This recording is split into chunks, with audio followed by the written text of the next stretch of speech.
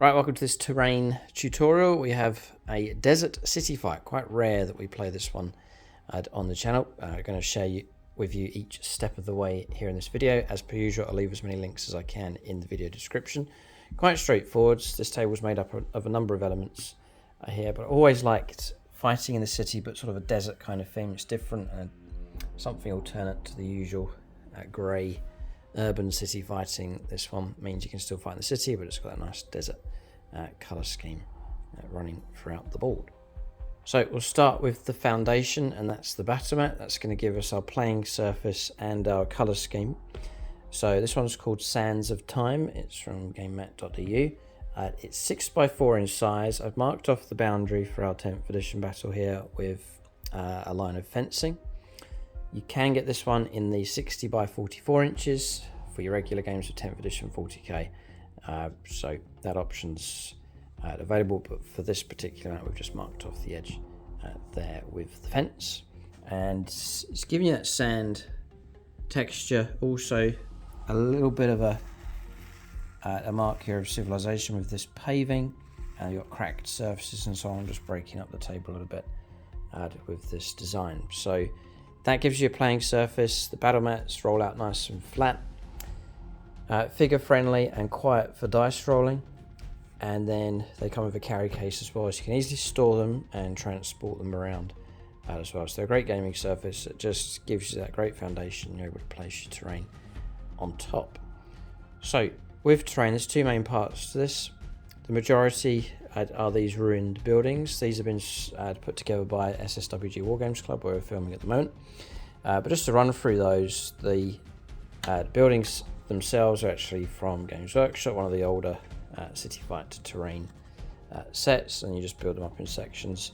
They put them onto MDF boards here, which they're cut out into squares and rectangles, and then simply gravel and sand, PVA glue onto the base here, just to give the rubble effect.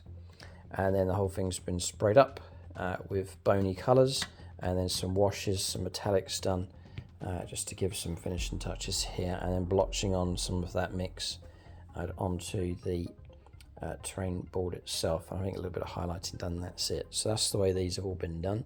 But the rectangle, it just gives you that marking for your terrain. We're going to run by this hard edge for the rules, so we'll go across here, for example, for the rules, and then just the building just representing that whole terrain piece is a ruin. So it means the pieces just come out, you just pick them up in sections. They're easy to place and pack away again. I think across this one, this bigger one, they've modelled some of the terrain pieces into the board itself. So it's a good job there, straightforward enough. That's been put together by members here at the club. And then the Chem Zone terrain set features here, or a good chunk of it. So it's these here are part of that set. And these containers, these smaller containers, are part of that set.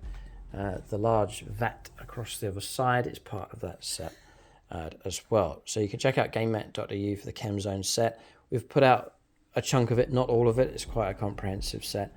So you can check that out for the full range for the Chem Zone terrain set. And a few other things. What's this called again? The Plasma Obliterator. Plasma Obliterator from Games Workshop. We're always trying to put a focal point on the board, usually in the middle.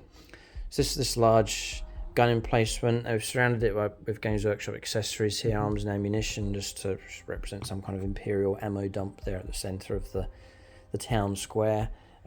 Then some barricades there from Games Workshop as well, just spread out across the board. Just the finishing touches to give it that nice 40k theme.